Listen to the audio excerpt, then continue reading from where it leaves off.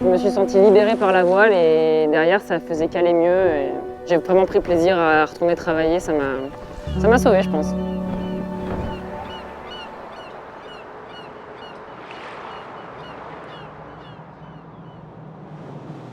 J'ai grandi dans une famille de marins, on va dire. Mes parents se sont eux-mêmes rencontrés lors d'une régate. Depuis qu'avec mes frères, on est tout petits, on a été baignés là-dedans, que ce soit à faire des sorties en mer sur des gros voiliers, sur de la planche à voile, enfin vraiment toute activité nautique. Donc ça fait très longtemps que la mer est un peu mon univers. Et c'est que plus tard que je me suis lancée dans la voile et la régate en particulier. Ça fait à peu près 5-6 ans que je me suis lancée là-dedans.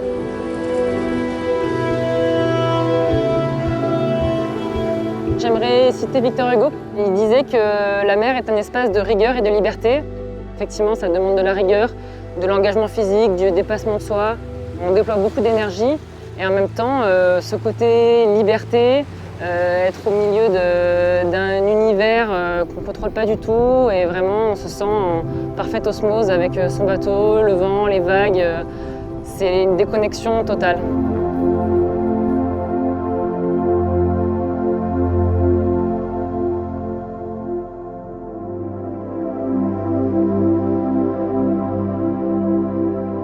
Je pense qu'il y a vraiment un lien dans les capacités qu'on nous demande, que ce soit au travail à l'hôpital ou alors sur l'eau à faire de la voile, notamment en régate.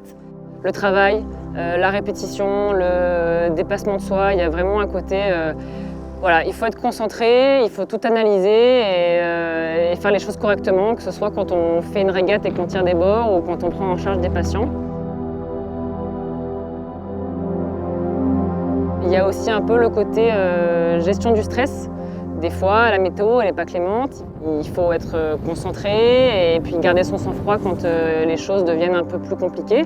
Au travail, c'est pareil, il y a des situations d'urgence. Il faut garder son sang-froid et arriver à analyser la situation pour prendre les bonnes décisions. Et le dernier parallèle que j'ai envie de faire, c'est aussi le travail en équipe. Parce que j'ai beau être seule sur mon bateau, en fait, on progresse tous ensemble et quand le niveau du groupe monte, forcément son niveau à soi va aussi monter. Il y a vraiment un parallèle avec l'hôpital où on n'est pas seul à prendre en charge un patient, on est toute une équipe et il faut savoir à la fois orchestrer l'équipe, prendre le meilleur de chaque soignant qui travaille avec nous. Et c'est ce travail en équipe qui va faire que la prise en charge des patients, à mon sens, va être réussie.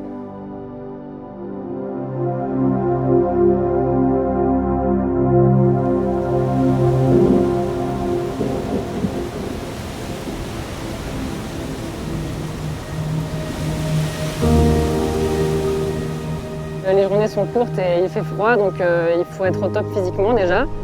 Donc beaucoup de préparation physique.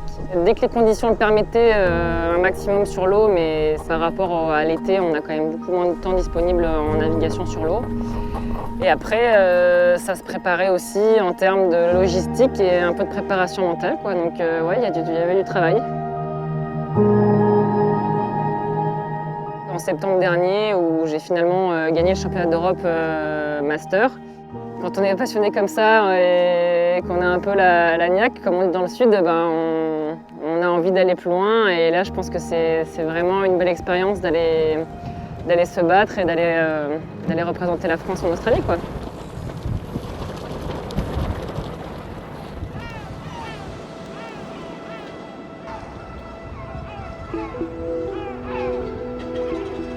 Tous les soignants, à un moment dans leur carrière, ils vont avoir des passages qui sont un peu plus difficiles, parce qu'au travail c'est plus dur, on fait beaucoup d'heures, ou parce qu'il y a un peu plus de pression, ou il y a quelque chose qui s'est peut-être mal passé au travail, ou peut-être même que c'est au niveau personnel où c'est un peu plus dur. Et donc je pense que c'est normal qu'on ait tous un petit peu des moments où c'est un peu plus compliqué. Moi, ça m'est arrivé au début de l'assistanat. C'est plus dur, j'étais fatiguée, j'étais stressée, je pense. Il y avait vraiment un changement de régime au niveau du travail. Et je pense que c'est cette période-là où j'ai le plus navigué.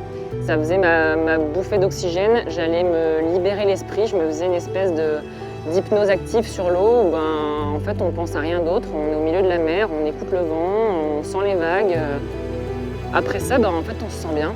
C'est ce qui m'a vraiment aidé à me libérer l'esprit, faire corps avec le bateau, la nature, les amis qui partageaient aussi cette passion-là.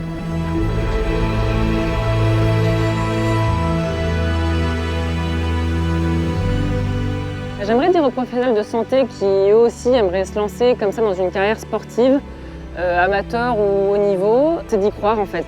Parce qu'à partir du moment où on se dit que c'est faisable, on va vraiment se donner les moyens de le faire. Il ne faut pas trouver de limite à ça. Après, effectivement, c'est de l'organisation, c'est de l'investissement personnel. Mais à partir du moment où on se dit, on est capable de le faire, il faut juste se le dire. Et après, ça, c'est les 3/4 du chemin qui sont faits. Et derrière, c'est que du plaisir parce que finalement, on fait ce qu'on a envie de faire.